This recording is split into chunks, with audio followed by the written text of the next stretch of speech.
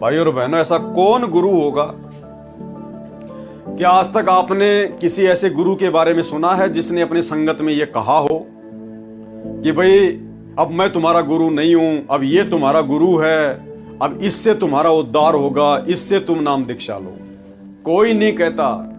मर जाएगा या तो मरते मरते अपना कोई उत्तराधिकारी बना जाएगा, या मरने के बाद में फिर आपस में लड़ाई झगड़ा होता है उत्तराधिकारी बनने के लिए।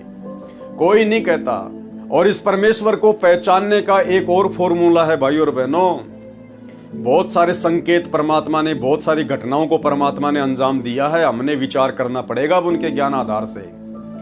आज तक इस धरती पर ऐसा कोई संत, महात्मा, गुरु, आचार्य, शंकराचार्य, मंडलेश्वर इस धरती पर नहीं हुआ जिसने अपने माता पिता को अपना भगत बनाया हो, जिसने अपने माता पिता को, अपने जन्म देने वाले माता पिता को अपना शिष्य बनाया हो, शिष्या बनाई हो।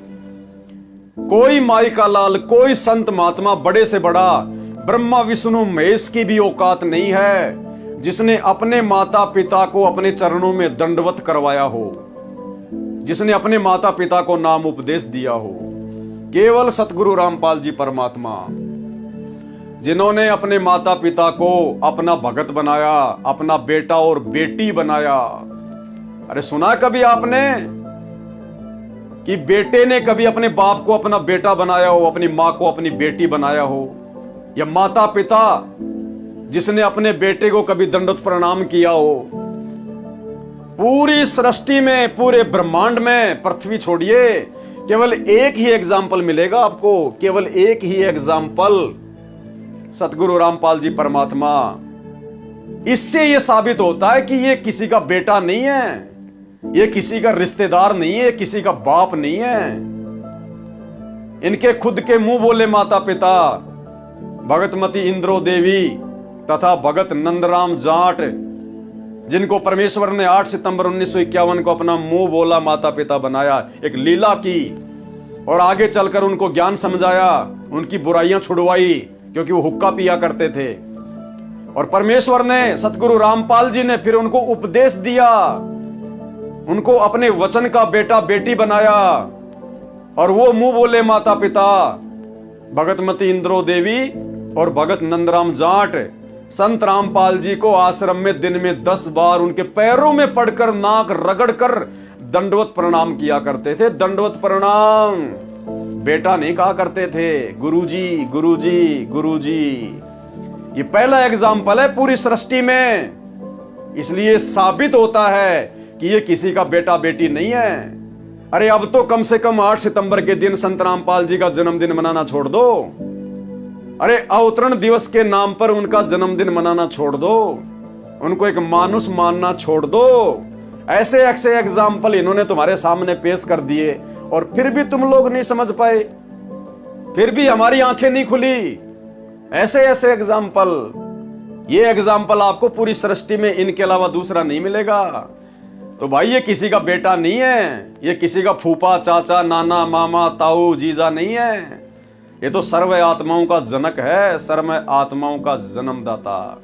इसलिए ये स्वयं कबीर परमात्मा है। और 8 सितंबर 1951 को गांव धनाना, जिला सोनीपत, हरियाणा, भारतवर्ष की पावन भूमि पर सशरीर प्रकट है। सशरीर, ना सतगुरु जननी जने। दुनिया में ऐसी कोई जननी, ऐसी कोई माता नहीं है जो सतगुरु को जन्म दे सके। आप इनको सतगुरु कहते हैं ना, तो सतगुरु की परिभाषा से भी आपको परिचित होना चाहिए। सतगुरु उसे कहते हैं, सतगुरु कहलाने का अधिकारी केवल वही है कि ना सतगुरु जननी जने, और जिसके माना बाप पिंड ब्रह्मांड से रहित है। ये हाड़मास का शरीर नहीं है, इनका नूरी शरीर है। और वहां ना तीनों ताप, वो सतलोक में रहता है जहां पे तीनों ताप नहीं है। तो इस परमेश्वर को, इसी परमेश्वर के वीआईपी आशीर्वाद से और इसी परमेश्वर की वीआईपी आत्माओं ने, जिन्हें सत्सेवक कहते हैं, जो साध संगति से जुड़े हुए, केवल उन्होंने ही पहचान की है।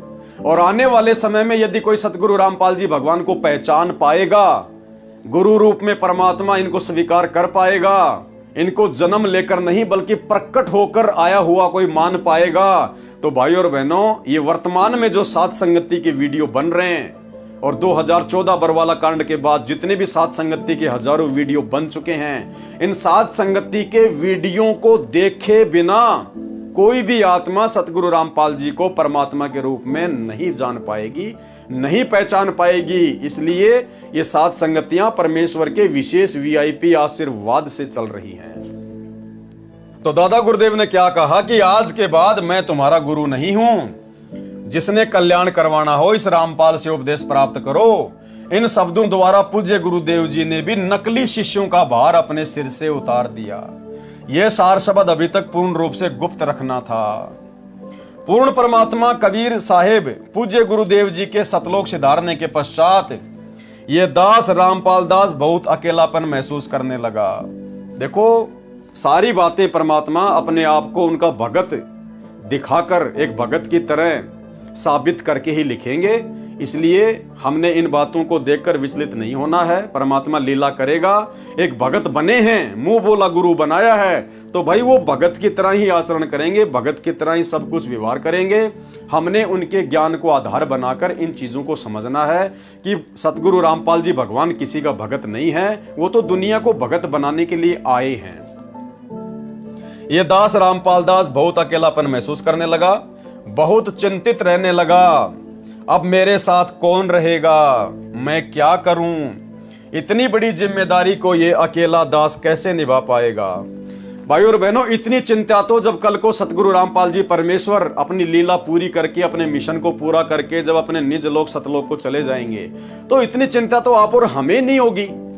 आज आप और हमें गुरुदेव ने इतना ज्ञान दे दिया, इतना समाधान दे दिया, अपने आप को परमात्मा साबित करवा दिया, तो भाई और बहनों इतनी चिंता तो हमें नहीं रहेगी। हमें पता है कि ये तो भगवान है, सौद स्वरूपी राम है, ये जाएगा कहां, आएगा कहां? ये वर्तमान में कोई जेल में थोड़ी बैठा है। ये तो वर्तमान में असंख्य रूप बना के असंख्य ब्रह्मांडों में अपनी आत्माओं को इसी प्रकार से ज्ञान समझा रहा है, सत्संग समझा रहा है। ना जाने कहां कहां बैठ के किस किस रूप में परमात्मा उनको उपदेश दे रहा है। ये हिसार की जेल में बैठने थोड़ी आया है सतलोक से चलकर। क्या यही काम है क्या भगवान के पास है कि सतलोक से चलकर और यहां पर ये कैद भोगने आया है? अरे भगवान अगर कैद भोगेगा तो लोगों को कैद से कौन निकालेगा?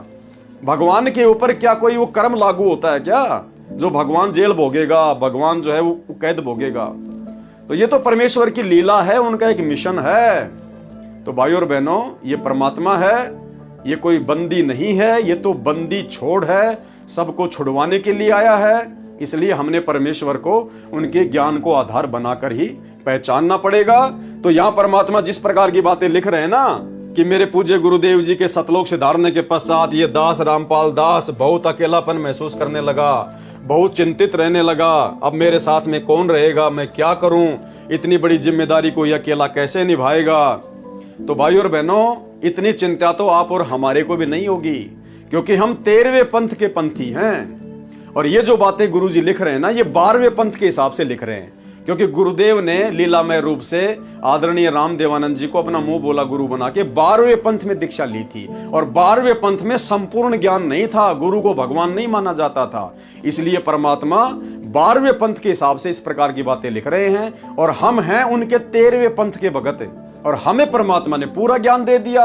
अब हमें कोई चिंता ही नहीं, क्योंकि आज हमें पता चल गया कि इनका हाड़ मांस का शरीर नहीं है, इनका तो शब्द स्वरूपी रूप है, शब्द स्वरूपी राम है ये। हम हैं शब्द, शब्द हम माही, और हमसे भिन्न और कछु नहीं। और ये परमात्मा तो हमेशा अपने भगत के साथ में रहता है। इसका एक पैर सतलोक में, एक पैर धरती पर। ये परमात्मा एक सेकंड के लिए धरती को नहीं छोड़ता, एक सेकंड के लिए जाएगा कहां? परमात्मा कहते हैं कि आग लगी आकाश में, यानी 21 ब्रह्मांड में आग लगी हुई है विषय विकारों की। आग लगी आकाश में, जड़ जड़ पड़े अंगार, आत्माओं के ऊपर दुखों के अंगार पड़ रहे हैं लगातार। और संत ना होता धरती पर तो जल मरता संसार। अगर ये परमात्मा एक सेकंड के लिए भी धरती को छोड़ दे, ये काल किसी को भक्ति नहीं करने दे, किसी को चैन से एक गिलास ठंडा पानी भी ना पीने दे। इसलिए किसी न किसी रूप में परमात्मा अपनी स्थिति को धरती पर प्रकट करके रखते हैं, अन्यथा जीव यहां पर भक्ति करने की ना सोचे।